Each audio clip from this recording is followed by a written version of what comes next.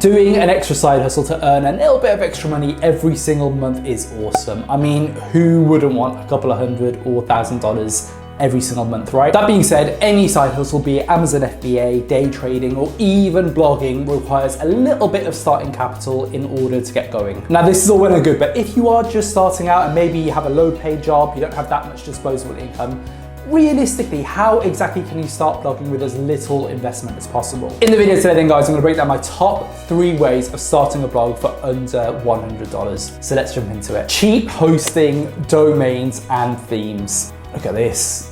Literally getting blinded once again. So one of the first things then that you need to do when you are setting up a website is just choosing a name, buying some server space, and of course setting up a theme for that particular website. Gonna be honest then, guys, these 3 things are things that you can massively overthink when starting your blog. I mean, you can go down the super bespoke aisle, but when you first get started, choosing those free introductory discounted offers is probably gonna be your best bet, let's be honest. When you first get started then, I would highly recommend Bluehost's introductory offer, which is around about $2.95 per month. Whilst it won't be the fastest loading websites in the world, it'll be more than capable and more than fast enough for you to get to 20 to 30,000 page views per month. Full disclaimer, that's exactly what I'm using at this moment in time. Now, domain names will be pretty cheap regardless of where you go, and I would highly recommend GoDaddy just because they are a brand leader in the marketplace and they usually also offer quite good introductory discount offers. For example, let's say you were setting up a website within the martial arts niche. You could actually directly purchase the website martialartsmasters.com on GoDaddy for around about $7 per year, so long as you went for an introductory 2-year contract, that is. But if you're doing this, you are probably going to be needing a long-term solution there, so I'd highly recommend that. Now, in terms of themes, I currently use Acabado's theme, which comes free with Income School's Product 24. Affiliate link in the description box if you are interested. It's just an introductory course that basically teaches you how to blog. That being said, you don't need to invest money when it comes to setting up a theme. The only real consideration you need when it comes to themes is something that looks pretty and loads relatively quickly there. My recommendation then would be to use Astra Theme. It's one of the most common themes out there. It's incredibly popular with loads of how-to guides there on the internet as well. So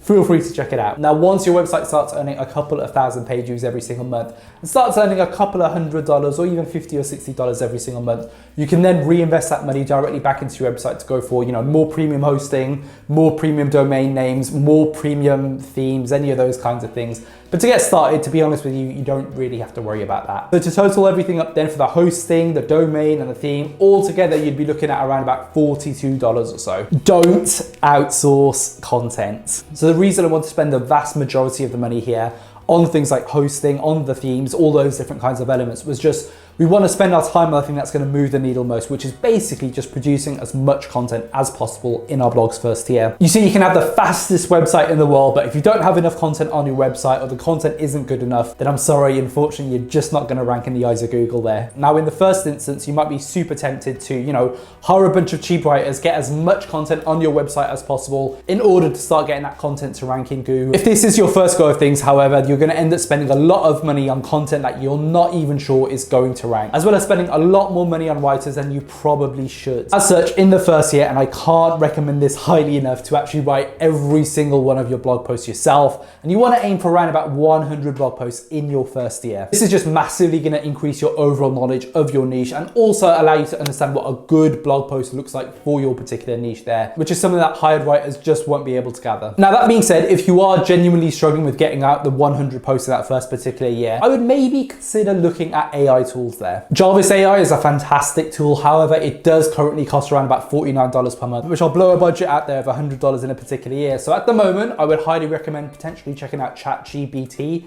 or GBT. I don't know how to spell it. It's a weird name, isn't it? Currently free to use, although it probably won't be for much longer. And it'll just allow you to write tons of content on your website without having to worry about you directly writing every single piece of content there. That being said, I would very much recommend you checking over all the information that it produces, just because like any writer or any AI service, you need to get your own spin on it just to make sure all the facts, all the figures, all those kinds of things are correct there. Avoid keyword research tools. Finally, the last place I see a lot of beginners wasting a lot of that money when it comes to their blogs in their first year is just using keyword research tools like SEMrush or Ahrefs, for example. Now, whilst these keywords will definitely save you a hell of a lot of time when it comes to finding those individual keywords, they do cost quite a lot of money there. Now, these tools currently start at around about $79 per month, working up all the way to $800 per month. So way out of our budget. And on top of this, even though they do provide a large number of keywords there, we do usually have to double check them just to see if the competition levels are actually what they say there. So you still have to do quite a large bit of manual work there as well. Instead, then try to figure out how to do keyword research yourself. Now, to do keyword research, there's literally hundreds of different methods. However, what I would recommend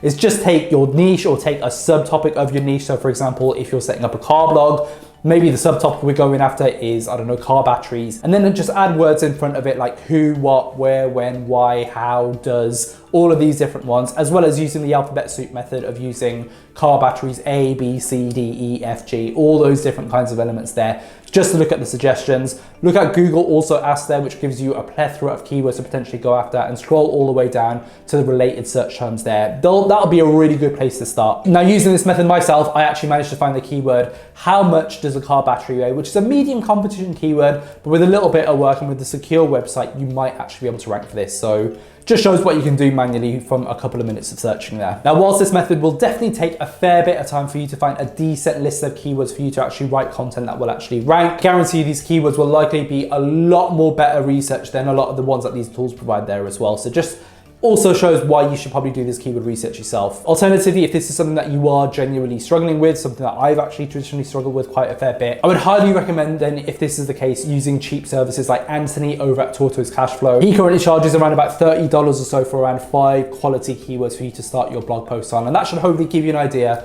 of what good keywords there should look like. So there you have it, gang. That's exactly how I would spend around about $100 or so in my first year if I was blogging on the cheap. Total, and we're assuming that you can use Anthony's fantastic keyword research service in here, the total worked out to around about $72 in total, which is a significant amount. I think that most of us are able to invest in our blog in the first year there. Now, as I mentioned earlier on, whilst we don't have money on our side when it comes to setting up our blog, we do have a lot of time. And so we just have to figure out that we do have to be patient. This is very much a long-term project for most of us here. If we're doing this on the cheap, let's be perfectly honest. And if we are doing everything ourselves, we just have to be that extra bit patient before we start earning a little bit of money we can reinvest back into our blogs there. Blogging family, so there you have it. Please do leave a comment down below and let me know your thoughts on how you managed to save money by setting up your blog within its first year.